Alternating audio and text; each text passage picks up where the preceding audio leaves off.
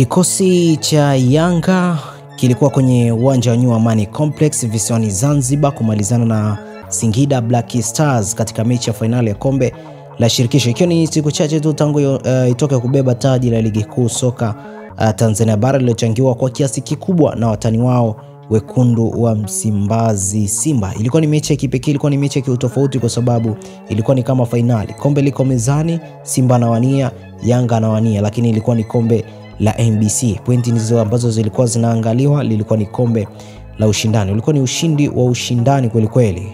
Na Yanga ilitoa ubingwa huo wa ligi kwa msimu wa 4 mfululizo baada ya kuilaza Simba kwa mabao 2-0 katika mechi ya kiporo cha dabi ya Kariakoo iliyopigwa Jumatano kwenye uwanja wa Mkapa baada ya kuahirishwa mara 2, Machi 8 na Juni 15. Mabao Pacome Zozoa la penalty na jingine la Clement Mzize yalifanya Yanga kumaliza mbabe wa ligi kwa kukusanya jumla pointi 82 kupitia mechi 30, kishinda 27, sare 1 na kupoteza 2, ikifunga mabao 83 na kufungwa 10.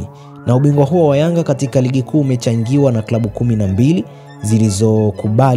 zilizokubali kufungwa nje ndani, ikiwemo Simba, huku klabu ya JKT Tanzania, Azam na Tabora United ndio timu pekee zilizochangia timu hiyo pointi za sare.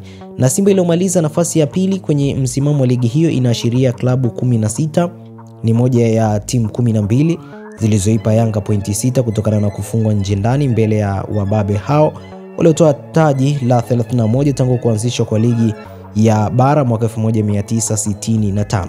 Simba ilianza kugawa pointi Oktoba 19 mwaka jana ilipojifunga bao na kuipa Yanga ushindi wa pointi 3 na bao 1, kisha kurudia tena Jumatano iliyopita kwa kulala 2-0 na kukamilisha pointi 6 na mabao 3 iliyoizawadia Yanga katika ubingwa wao. Timu nyingine zilizogawa pointi 6 na mabao yao kwenye mabano ni Tanzania Prison, Fountain Gate na Dodoma Jiji zilizoongoza kwa kugawa mabao mengi, na Mashujaa 8, KMC, Pamba Jiji na Kengodi 7, Kagera Sugar 6, Namungo 5, Singida Big Stars 3 na Coastal Union 2. Tabora United na Azam FC ndizo zilizokuwa timu zilizogawa pointi chache msimu huu kwa Yanga baada ya kupoteza mechi moja ya kushinda moja. Hata hivyo nyuki wa Tabora wameipa Yanga mabao 4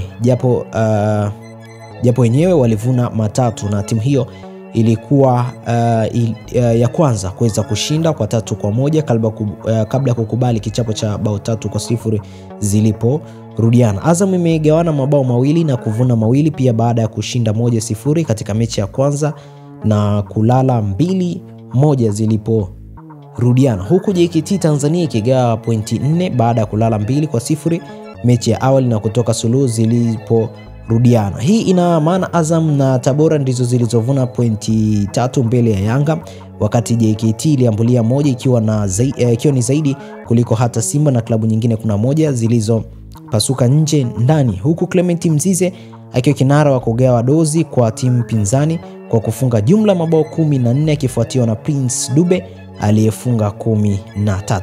Pacome Zozoa anafuata kwa kuzitungua timu pinzani zilizokutana na Yanga kwa kufunga 12, akifuatiwa na Stefan Aziziki aliyeuzwa Wydad AC akifunga mabao 9, huku Cleotus Chota Chama na Maxine Zengeli kila mmoja akifunga 6, na beki Ibrahim Baka akifuata akiwa na 5, akiwa beki kinara kwa Yanga kufunga mabao mengi. Baka anashika nafasi ya pili sambamba na Erasto Nyoni na Mungo kwa mabeki nyuma ya kinara Lusajo Mwikenda wa Azam FC ni 6. Ipo hivyo moja kwa moja nimetia nukta hapo kwa siku hii ya leo. Usisahau kusubscribe, kulike, kushare na kucomment. Hii ni Gift Online TV.